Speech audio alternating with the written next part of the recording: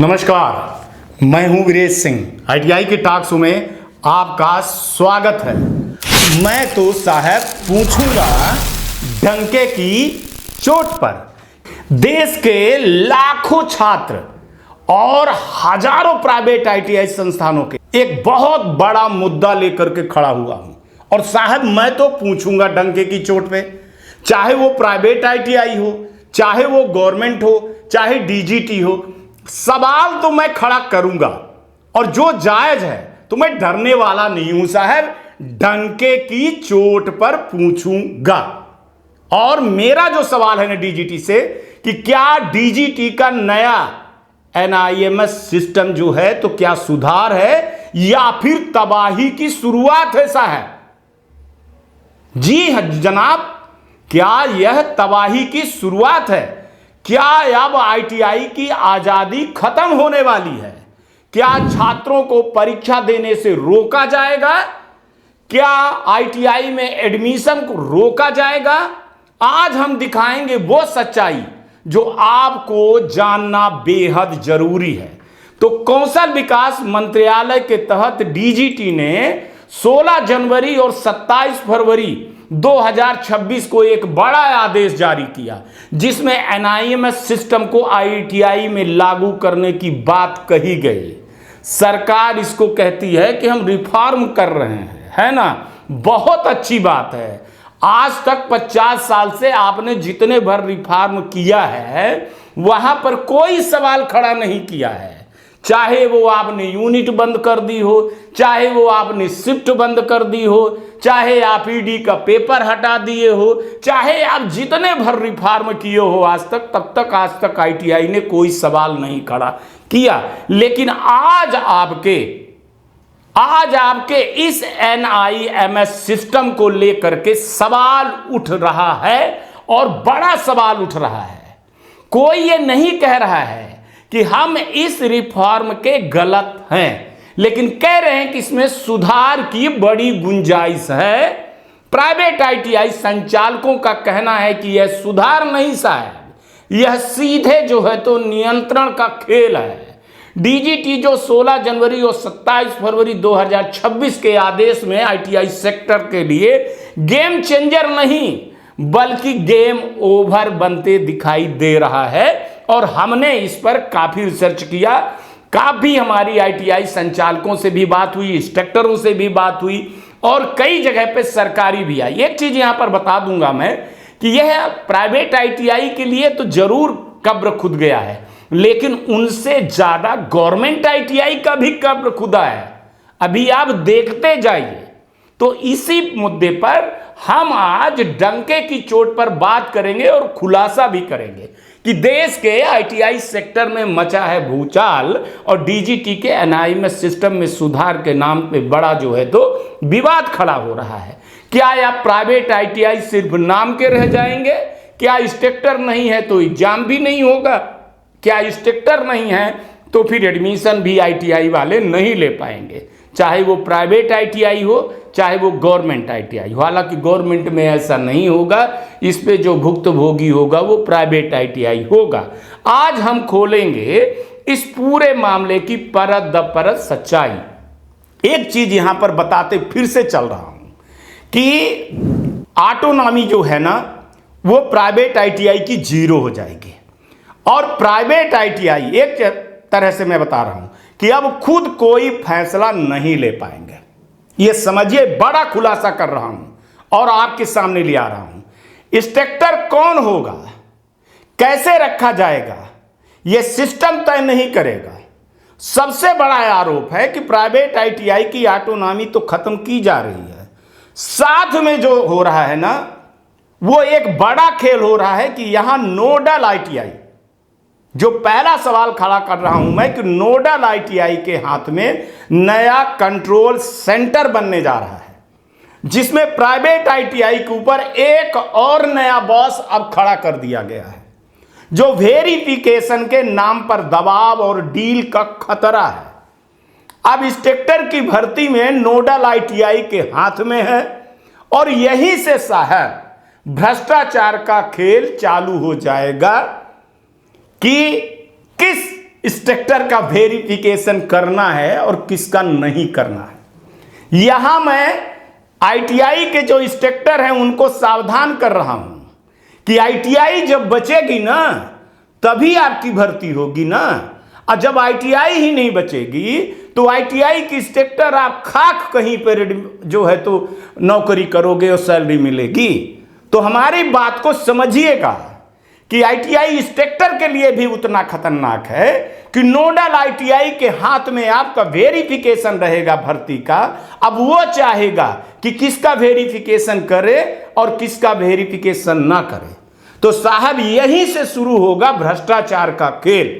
और सबसे खतरनाक नियम जो होगा कि अगर इंस्ट्रक्टर नहीं मिले तो फिर यूनिट बंद हो जाएगी, एक तरह से सील हो जाएगी, एडमिशन बंद हो जाएगा, एग्जाम पर रोक दिया जाएगा।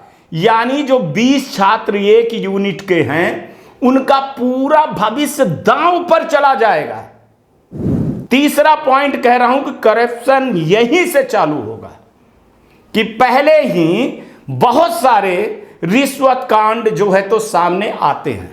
जेडी से लेकर के स्टेट डायरेक्टर से लेकर के प्रिंसिपल से लेकर के सारे लोग सामने जो है तो चीजें होती थी, है ना, स्टूडेंट से वेरिफिकेशन को लेकर के। लेकिन अब एक नया जो है तो रिश्वत कांड का विंडो खुल जाएगी, मतलब माने खिड़की एक और खुल जाएगी कि अब हर अप्रूवल पर एक नया रास्ता जो खुल गया है और वो एक मोटी रकम मांगी जाएगी। अब किससे मांगी जाएगी, या तो आईटीआई वाला दे या इंस्ट्रक्टर दे जो नौकरी करने वाला है, ठीक है ना। चौथा हमारा जो सबसे बड़ा खुलासा है वो है कि अब प्राइवेट आईटीआई को डिजिटल गुलाम बना देंगे। हर दिन भाई साहब डाटा अपलोड करिए, लेसन प्लान, वीडियो, डेमो, और अब इंस्ट्रक्टर जो है तो अब टीचर नहीं होगा, अब वो डाटा ऑपरेटर बन जाएगा। कैसे? रोज लेसन प्लान, फलाना ढिकाना सब कुछ करेगा गुणवत्ता के नाम पे। यहां पर एक 5वां पॉइंट मैं उठा रहा हूं कि 50% जो गेस्ट टीचरों पर रोक लग जाएगी, मतलब आईटीआई फिनिश। यहां पर मैं बोल रहा हूं कि आईटीआई इंस्ट्रक्टर वालों को थोड़ा सा बुरा लगेगा, लेकिन एक चीज मैं बता दे रहा हूं कि क्या जो फुल टाइम आईटीआई होगी तो आपको उतनी सैलरी मिलेगी?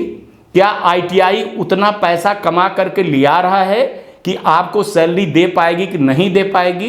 कि आपकी नौकरी जहां लगी पता चला कि 2-2, 3-3 महीने तक आप पैसा नहीं पाए हो। तो रियलिटी ये है कि आईटीआई गेस्ट स्टाफ पर चलते हैं अभी तक, है ना भाई, पढ़ाते हैं और चले जाते हैं। मैं यहां पर यह नहीं कह रहा हूं, मैं इसका बिल्कुल भी पक्ष में नहीं हूं, लेकिन इसमें बहुत सारी सुधार की गुंजाइश है जो अगले वीडियो में मैं मुद्दा उठाऊंगा। रूल क्या बन गया है कि 100% रेगुलर स्टाफ चाहिए। गवर्नमेंट में भी रेगुलर स्टाफ 100% नहीं हो पाते हैं, वहां भी गेस्ट फैकल्टी है।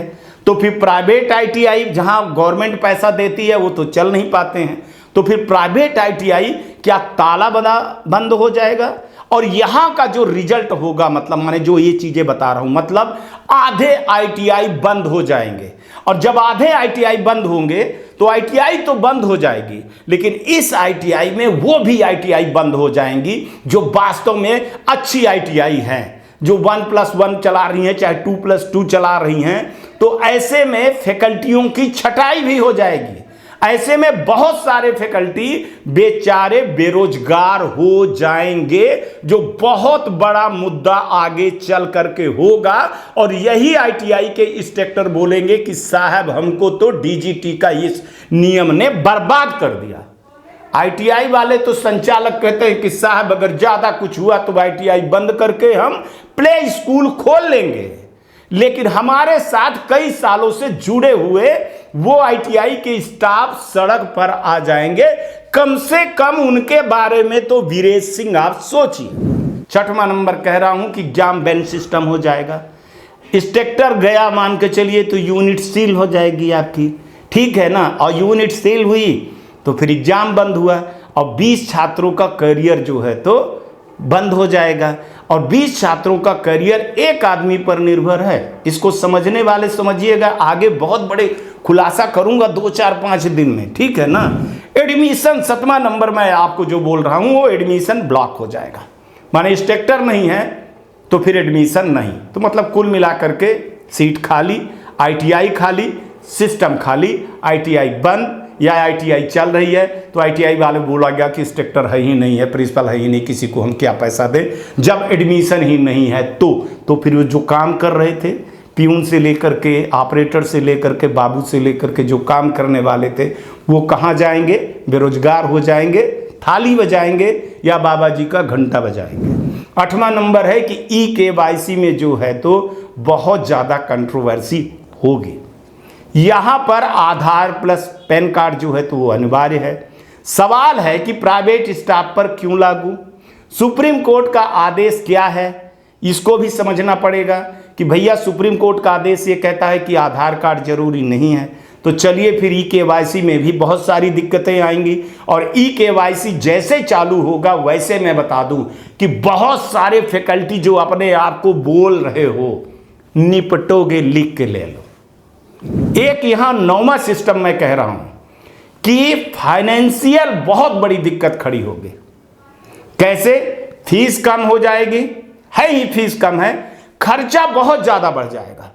सवाल है कि जिसके पास 2+2 मान के चलिए है, या बहुत सारे लोगों के पास 1+1 इलेक्ट्रिकल है, अब वो इतने फैकल्टी रखना पड़ेगा कि जितनी फीस नहीं आएगी उतनी फैकल्टी। तो क्या आईटीआई वाला इतना बड़ा धन्ना सेठ अंबानी अडानी है कि वो आप आईटीआई इंस्ट्रक्टर को पैसा दे पाएगा या नहीं दे पाएगा? ये गवर्नमेंट में भी होगी, क्योंकि गवर्नमेंट में भी क्या है कि बहुत सारे जो फैकल्टी है वो मेहमान प्रवक्ता है, जनरली 10,000, 12,000, 9,000, 11,000, 12,000, 15,000 में काम कर रहे हैं। तो फिर क्या वो भी इसके जो है तो जद में आएंगे या नहीं आएंगे, ये देखना पड़ेगा। मार्केट वर्सेस गवर्नमेंट के फीस मिसमैच हो जाएगी, यहां पर बिल्कुल हो जाएगी, है ना। फिर गवर्नमेंट में ज़्यादा चले जाएंगे एडमिशन और प्राइवेट में तो फिर छोड़ दो आप, है ना भाई। अब जब वो फीस बढ़ाएगा, मान के चलिए कि फैकल्टी ले लिया और फीस बढ़ा दिया, तो फिर लड़का वैसे नहीं आएगा। तो एनआईएमएस लागू मतलब आईटीआई घाटे में पूरी तरह से लॉकडाउन हो जाएगा। 10वां नंबर कह रहा हूं कि इंस्ट्रक्टर रजिस्ट्रेशन स्लो पॉइजन है, ये हमसे लिख करके ले लीजिएगा। आईटीआई वाले भी और आईटीआई के इंस्ट्रक्टर वालों को भी बोल रहा हूं, ये स्लो पॉइजन है, आपको धीरे धीरे करके खत्म करेगा, लिख के ले लीजिए। कैसे? अप्रूवल में महीनों लगेंगे, आईटीआई काम करेगा या फाइल घुमाएगा, ठीक है ना। 11वां नंबर कह रहा हूं कि जो ट्रांसफर वाला पॉलिसी है, रिजाइन वाला रूल है, प्राइवेट और सरकारी आईटीआई का राज होगा, ठीक है ना। 11 नंबर की बात कर रहा हूं कि जो ट्रांसफर रिजाइन वाला रूल है, तो प्राइवेट आईटीआई में सरकारी राज होगा, ये आप समझ लीजिएगा कि ट्रांसफर और रिजाइन में क्या स्थिति खराब होगी, जो आगे चल करके आपको इस समय पर लगातार बताऊंगा, ज़्यादा नहीं। प्राइवेट सेक्टर में गवर्नमेंट जैसा नियम थोपना चाहता है डीजीटी, यह नियंत्रण नहीं तो साहब क्या है। अगर एक इंस्ट्रक्टर की वजह से 20 छात्रों का एग्जाम रुक सकता है, तो क्या ये सिस्टम में स्किल इंडिया को मजबूत करेगा या पूरी तरह आईटीआई व्यवस्था को तोड़ देगा, या देश भर में आईटीआई बंद होने के कगार पर आ जाएंगे और लाखों छात्रों के भविष्य अंधकार में चला जाएगा। कल्पना करिए, यहां पर बोल रहा हूं कि सोचिए थोड़ा सा कि अगर परीक्षा में 1 महीना पहले जो है, तो अगर परीक्षा से 1 महीने पहले इंस्ट्रक्टर रिजाइन कर दिया, तो फिर पूरे बैच को परीक्षा से बाहर कर दिया जाएगा। क्या यही स्किल इंडिया का नया मॉडल है? अब यहां कहेंगे साहब कि मार साहब रिजाइन कर दिए हैं, तो फिर उनका अप्रूवल कब होगा, कितना टाइम लगेगा, फिर वो 80% अटेंडेंस का क्या होगा, पढ़ाई का क्या होगा, सारी चीज़ें ग्राउंड रिपोर्ट बताऊंगा, है ना, सब कुछ समझाऊंगा, लेकिन आगे चल करके। और अभी मैं एक ग्राउंड रिपोर्ट बताऊं आपको, रियलिटी बताऊं प्राइवेट आईटीआई पहले से ही आर्थिक संकट में जूझ रहे हैं।